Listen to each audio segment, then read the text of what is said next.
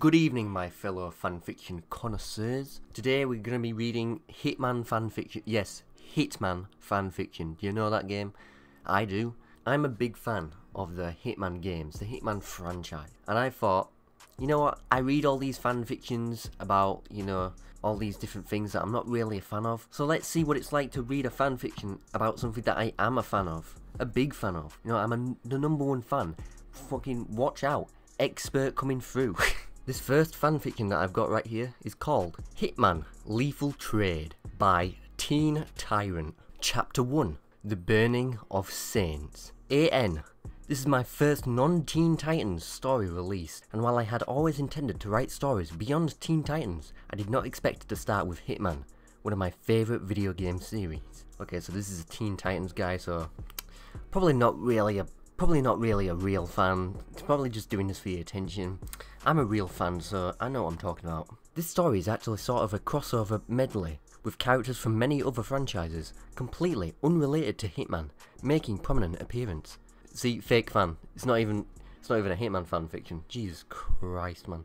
This story is not in the crossover section because there are simply too many franchises being crossed over to put it there. All of the characters found in this story are living in the same world. Although obviously, some things that happened in their respective franchises have not happened in this continuity in order for them to occupy the same world as each other and Agent 47. I warn you, now that you will see many characters that you probably know and love being assassinated by 47.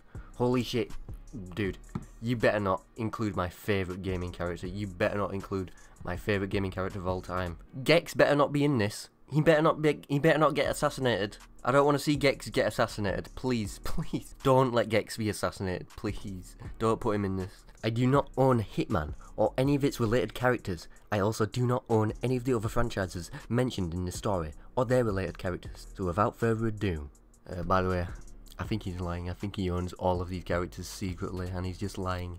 This is all canon and he actually owns every single character in this fanfiction. Yeah, he's a liar.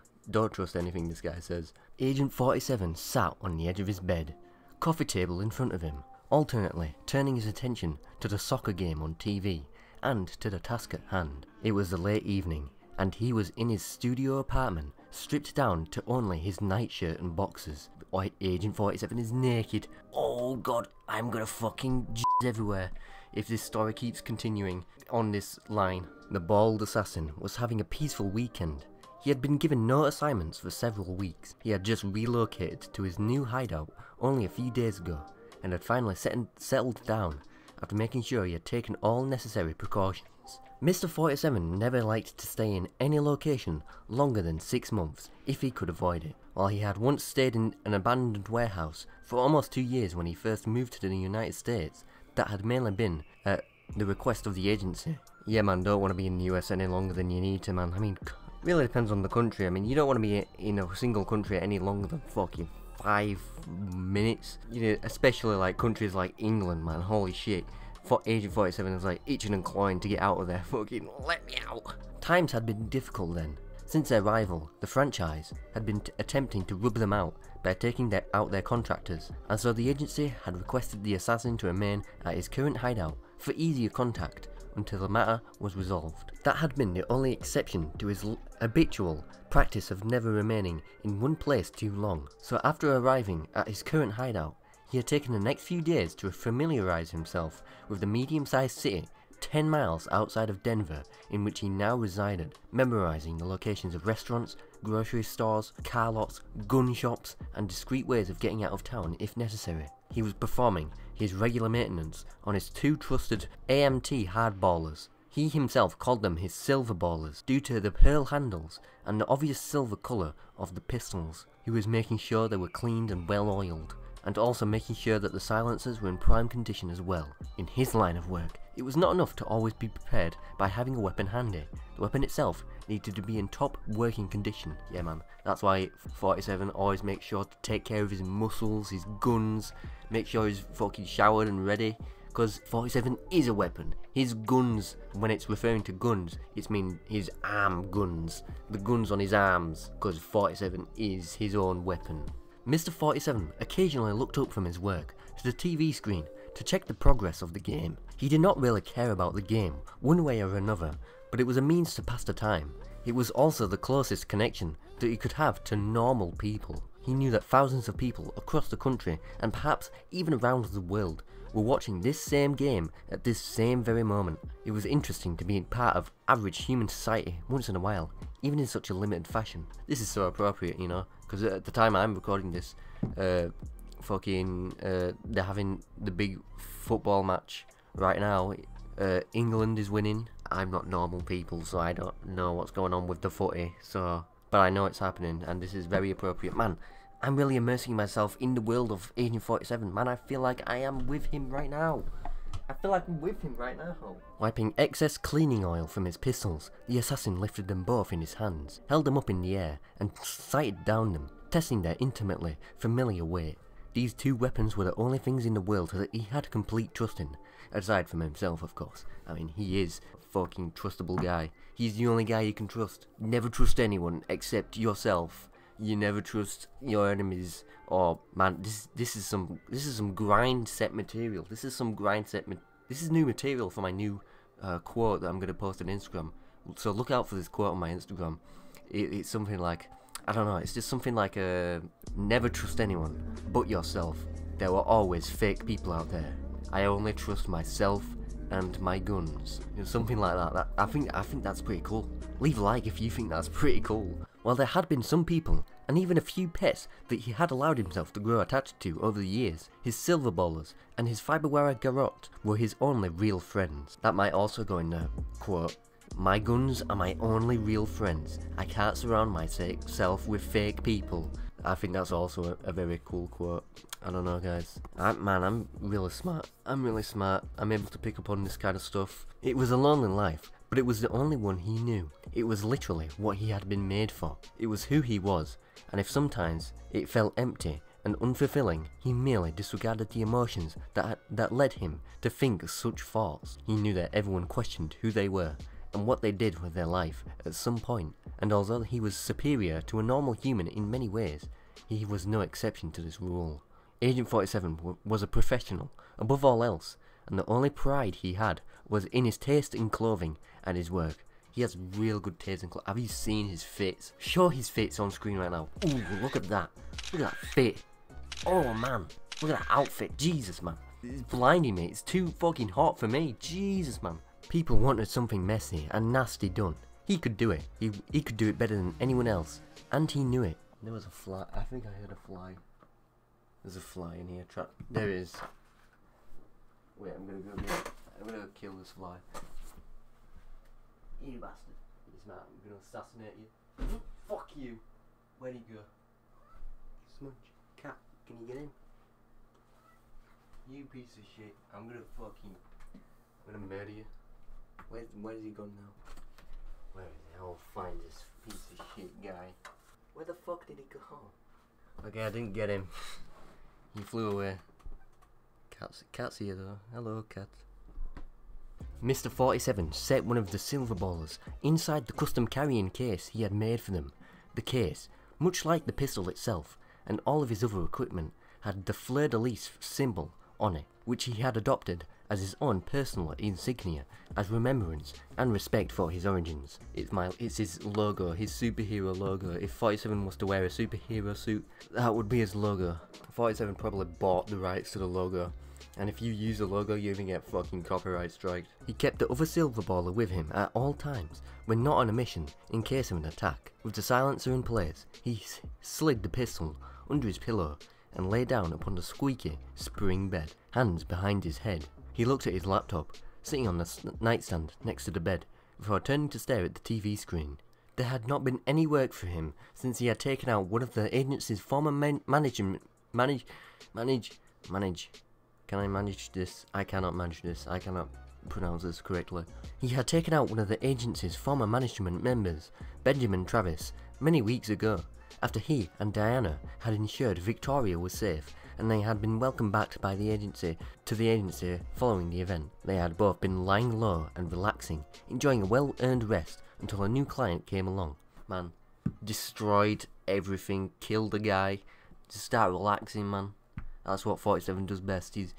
He may be a good assassin, but he's also a good relaxer. Very good at relaxing. The only thing of significance Mr. 47 had done since then, aside from relocating, was to renew the barcode tattoo on the back of his head. He had attempted to cut it off after the mission to assassinate Diana, after rescuing Victoria from Diana's mansion and realising that his profession was bringing too much uncertainty and chaos into his life. 47 had tried, not for the first time, to leave his career as a contract killer behind him. He had taken a straight razor to the tattoo on the back of his skull in a vain attempt to finally sever his past. Okay, yeah, blah blah blah. He cut off his tattoo. He had to get a new one. 47, you a bitch. Stop being a hypocrite, fucking loser.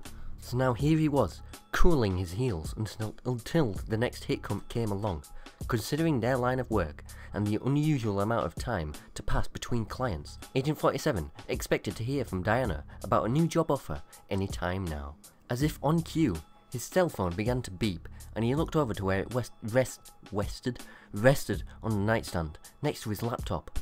He could count the number of people who knew the number to his phone outside of the agency on one hand, and he knew that none of them had good reason to be trying to call him on it, nor were any of them foolish enough to do so. Well, Smith might be foolish enough, but 47's last encounter with the incompetent CIA agent in Las Vegas should have been education enough for Smith to know any better than try contacting him directly. Yes, Smith, what a fucking funny ass guy, fucking that comedic guy, calling and shit, being a very incompetent guy. Man, Smith. That meant the caller was most likely from the agency. For an instant, Mr. 47 considered not answering. The assassin was actually enjoying his time off, even though he was spending it in his shitty little apartment room in what was more or less the middle of pissant nowhere, Colorado. Fuck Colorado, man. We're in the middle of nowhere. This is a shithole. Agency could have given me a mansion and shit. Man, fuck the agency, dude. I'm not even answering this phone. They give me a shit apartment. I'm living here now. With these thoughts crossing his mind within seconds, 47 reached over, picked up the cell phone, and looked at the screen to see who it was. Just as he had suspected, the caller ID showed him the encrypted number that he knew was from the agency. He opened the phone and put it to his ear. "Speak," he said into it. "Hello, 47. It's Diana." As if he needed to be told. Come on, Diana, you don't need to be so condescending. Jesus, man. I know, Diana. Jesus, I know you want to fucking suck my dick. Jesus, man. I've got like 16 bitches on my dick right now. Come on, man. Diana, I know. You don't have to tell me that it's you. I know it's you. You could try out encrypting your number all you want. I know it's you. It sucks being this fucking good looking and having a big ass. It sucks having a dick this big. "What's up, Diana?" he asked, casual but direct. "I'm in my office at the agency right now. We were wondering if you were feeling up to a job," Diana stared. Mr. 47 blinked, thinking for a moment about what answer he wanted to give. He didn't want to keep her waiting longer than a few seconds. "I am," he said plainly. "Splendid, 47.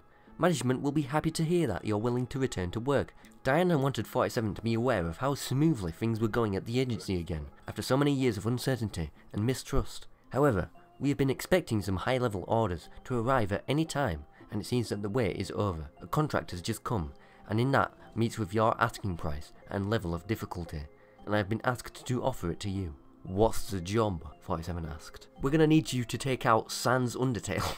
Come on, man, I'm waiting. Who's the video game character that he's gonna have to take out? I'm waiting. What if it is Sans Undertale? That would be epic, I think, if 47 and Hitman was to cross over with Undertale. That would be awesome. That would be it. That would be awesome. "I'm forwarding the information to your laptop now," she answered. "Will you need any assistance with travel arrangements?" 47 sat up on the bed and grabbed his laptop off the nightstand with his free hand and set it in his lap. "No, I have all the funds I need for travel." "Excellent," Diana said enthusiastically. "I'm looking forward to working with you again, 47. It has been too long since we worked on an assignment together." With that, 47 agreed completely. It had been quite some time since the two of them had worked together to organise and execute a hit, and it felt right to go through it again, as if his life were finally getting back to what constituted normal for him. "Likewise, I'll contact you when I'm ready to get started," he said into the phone, and then closed it, setting it on the nightstand again. He wanted to ask her about Victoria. Was she doing well? Was she adjusting, coming to terms with who and what she was? Had anyone attempted to come after her? I don't give a shit. We're skipping that part. He opened his laptop and input his security clearance code to link his computer with the agency's system. His screen's fleur-de-lis desktop design was replaced with the insignia for the International Contract Agency, a triangle with a skull and crossbows inside it, a crown perched atop the skull. Why is it? It's literally just this whole paragraph is describing the fucking ICA logo. I'm skipping that. 47 logged into his email that the agency provided. The agency's email service, like its phone line, was encrypted and untraceable. Wait, I'm stopping. You know what? Fuck this fanfiction. I'm sick. This is too long. I can't be fucking bothered with this shit. It's way too long. We're skipping that story because fuck it. It's too long. We're moving on to a new one. This one is called Crossing Lines by That's Amazing. This is apparently an mpreg story. This is my first time reading anything to do with mpreg. I don't really interact with the mpreg community, but so I guess we're gonna see. I mean, from that last story, it was pretty accurate, I'd say. Judging as a fan, it was pretty accurate, but that's not what I was searching for. I want my favourite franchise to be ruined for me. This should ruin it for me, right? People say fetish stuff ruins stuff for them, so this should ruin Hitman for me, and I can never play Hitman ever again after this. So this is Chapter 1, Lost Opportunity.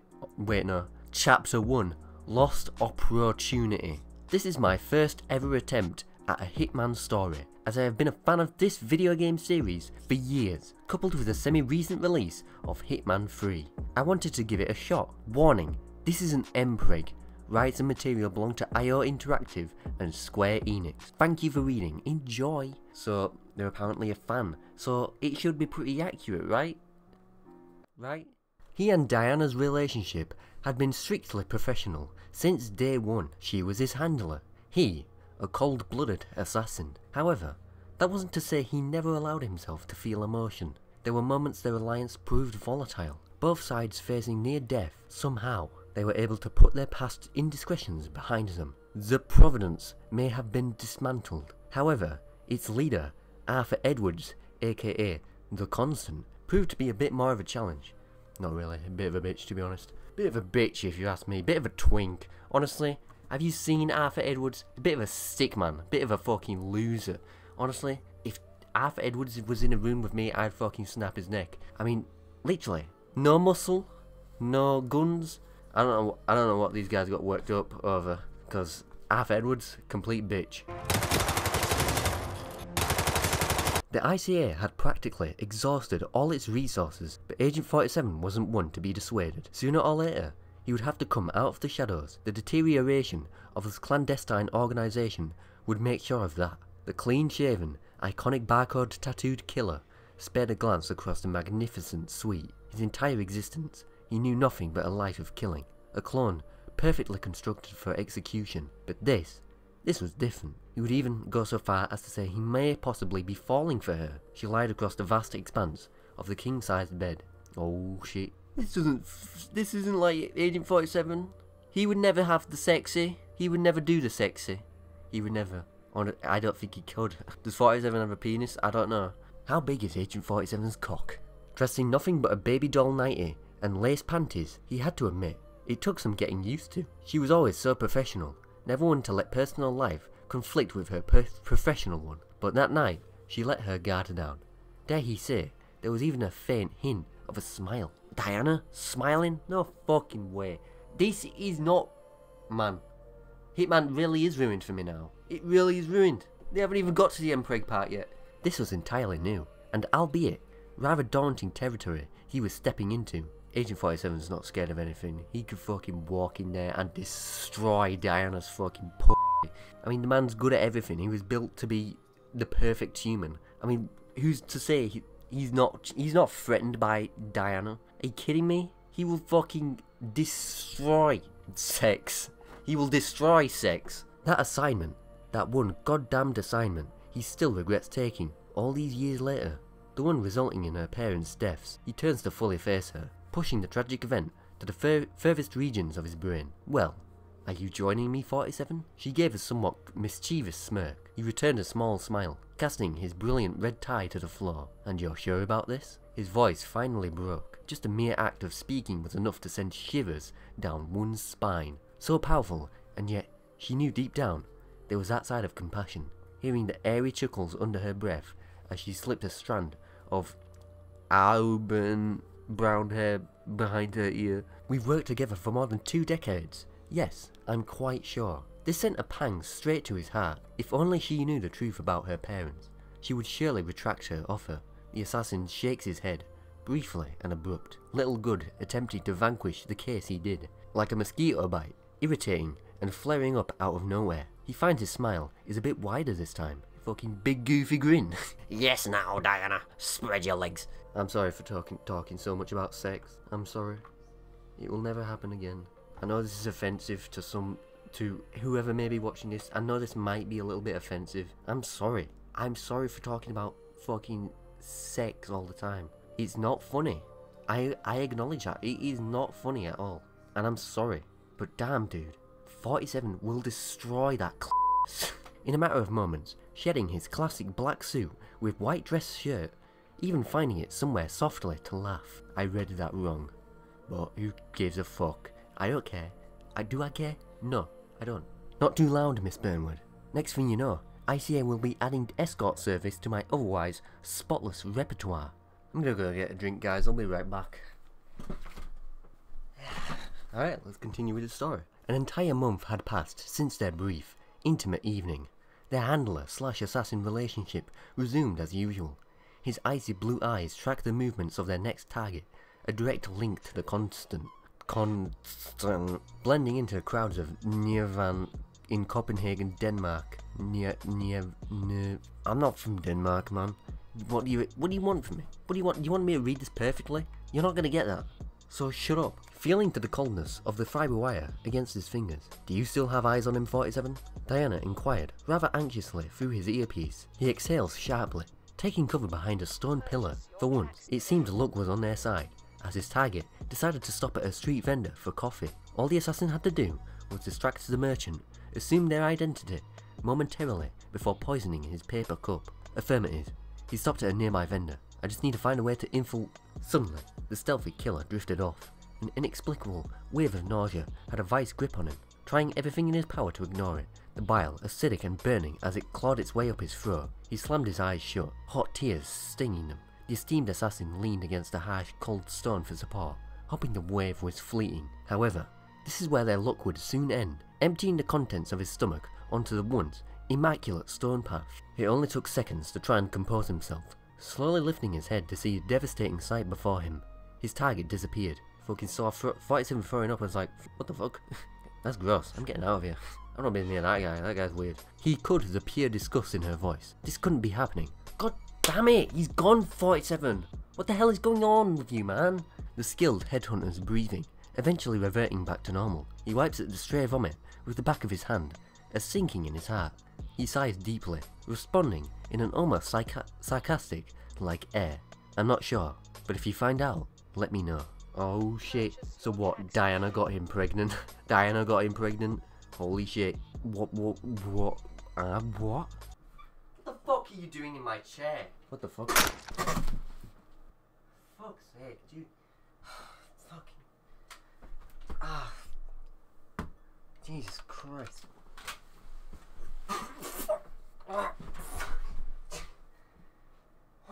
God's sake. It's ridiculous, man. People stealing my chair and shit, pretending to be me. Whatever, man. Whatever. Just fake pretenders out there, man. I don't know. I don't know what's going on. I got my drink though. Okay, so that's the end of that chapter. We'll move on to the next one because you're not grossed out yet, so we gotta continue. We gotta continue. You're not upset. You're not physically upset. I'm not physically upset. Again, Hitman still isn't ruined for me. So we're gonna move on to the next chapter. Chapter 2. Copenhagen came calling. Despite their rather minor setback, the agent pressed on. It was through this iron grit that paid off, infiltrating the target's underground society like he had been transported to an entirely different world. He brought to mind of the clandestine Bohemian Grove, members dressed in 14th century garb, namely as plague doctors. In some ways, this was like a mix of the Ark Society with heaven/hell parties. Have you located him? Diana's sudden inquiry jolted him from his mental preparation. Relying on instinct, he easily picks their target from an otherwise indistinguishable crowd. Yes, but it won't be easy. Looks like Maverick has a personal bodyguard. He hears her chuckle lightly. That hasn't dissuaded you before. The guy's name is Maverick? He's a Maverick? Jake Paul Maverick? Guys, I think he's a fan just like me. He's such a good fan that he changed his name to Maverick. Man, Logan Paul will not shout this guy out.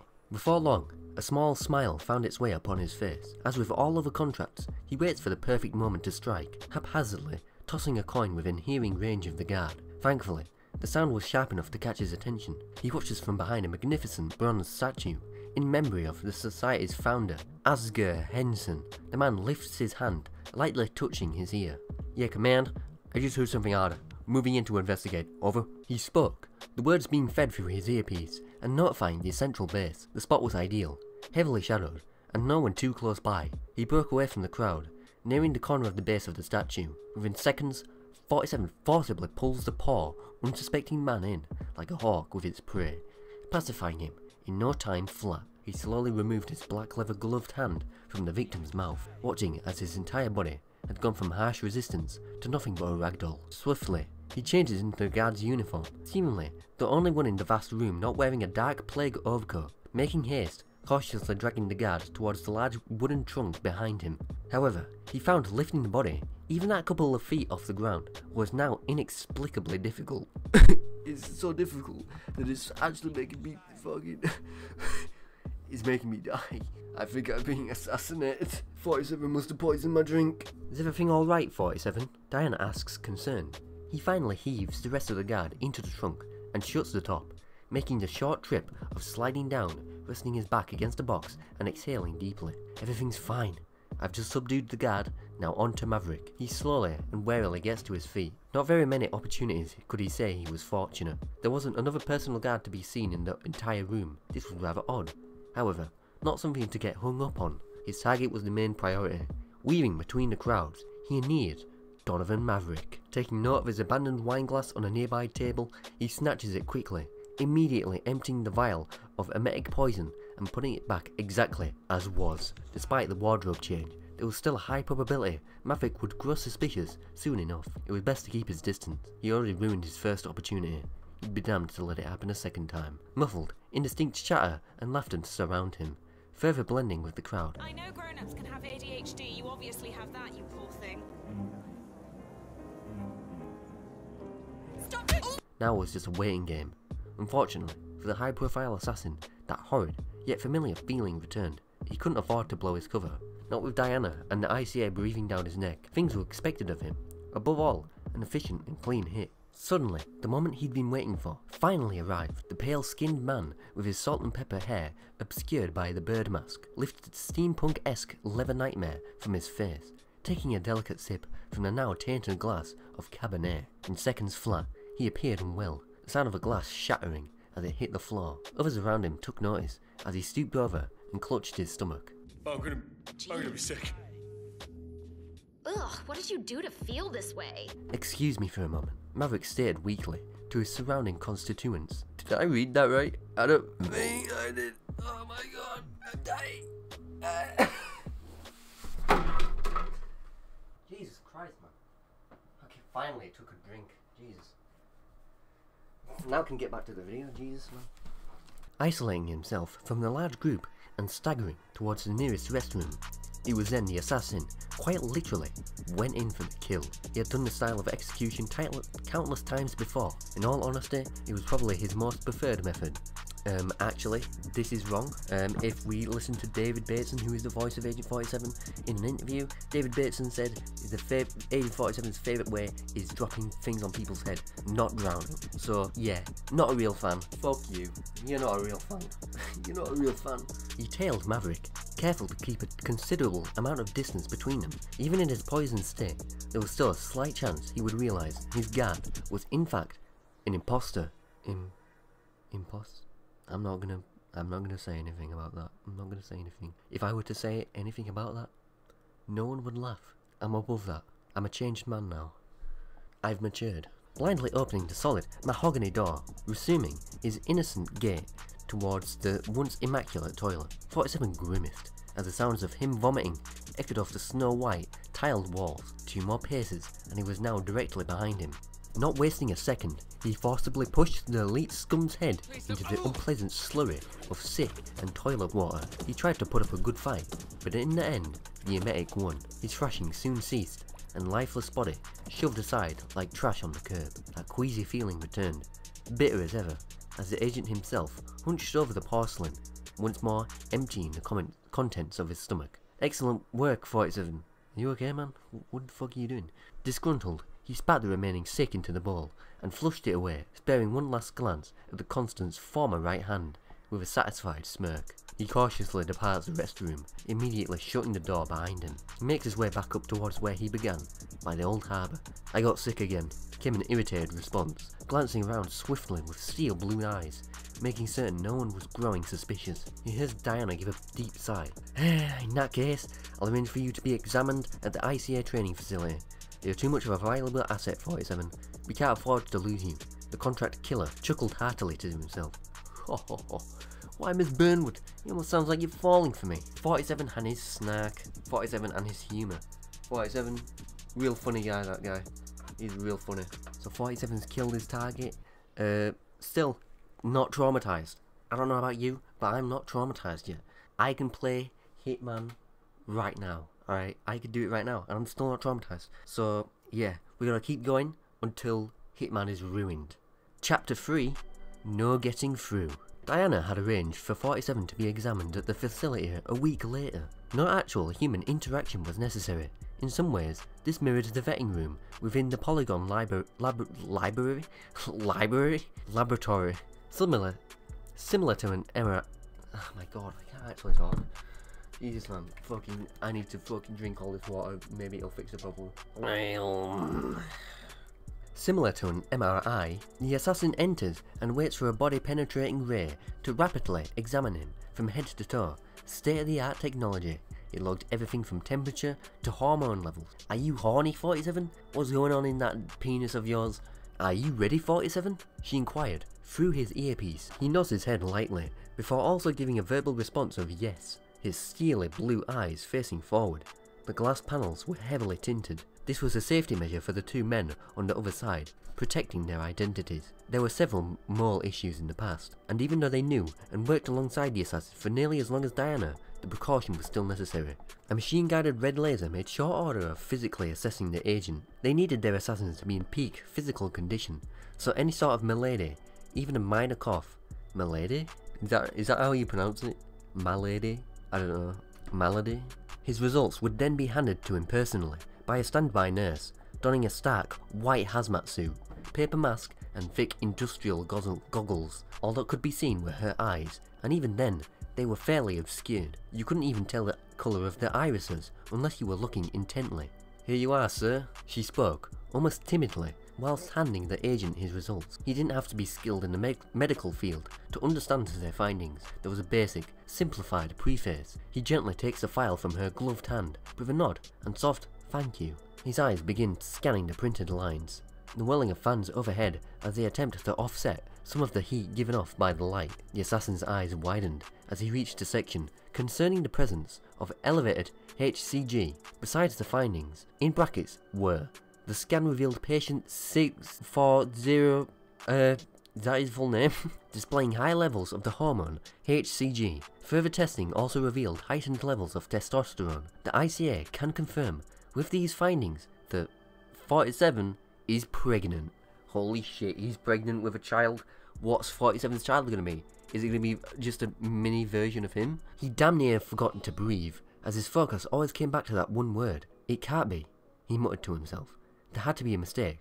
Problem was, the diagnostic laser was never wrong. It felt as though all the air had evacuated his body. Rather at a loss for words, all he could do was remain standing there, awkwardly. 47. What's the diagnosis? He hears Diana's anxiety-tinged voice break over his earpiece. He gives a heavy sigh, finally tucking the file under his arm and leaving the bizarre, rather futuristic-like room, making sure he is out of earshot for other members of ICA to possibly eavesdrop. Don't want people to fucking make fun of him, bully him. Haha, you're a male and you're pregnant. Lightly brushing the piece with his fingertips, He sighs deeply once more. I'm pregnant. Diana hears that and she evacuates, leaves the ICA, never seen again.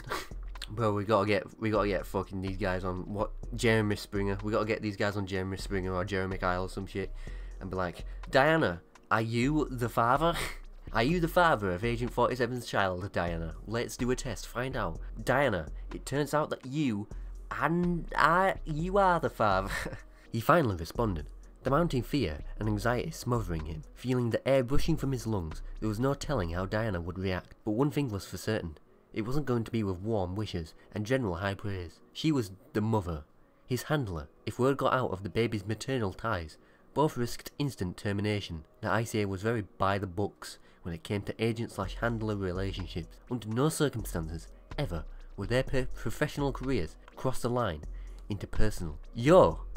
You must be joking. Yo, it's me, Diana. And you must be kidding around. Because, I don't know if you've noticed, 47, but I am a woman.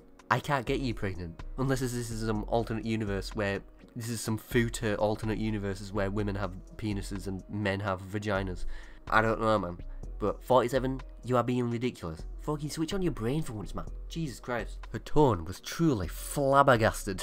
Knowing exactly what that would spell concerning her future with the ICA. He would be sidelined in the latter stages. Any assassin worth his weight in salt would tell you, it isn't a business for anyone looking to start a family, be that accidental or planned. He hears an exasperated sigh over his earpiece. We'll arrange for the facility to schedule termination. We can't risk this info spreading. We'd be blacklisted. That's all you care about is appearances, isn't it?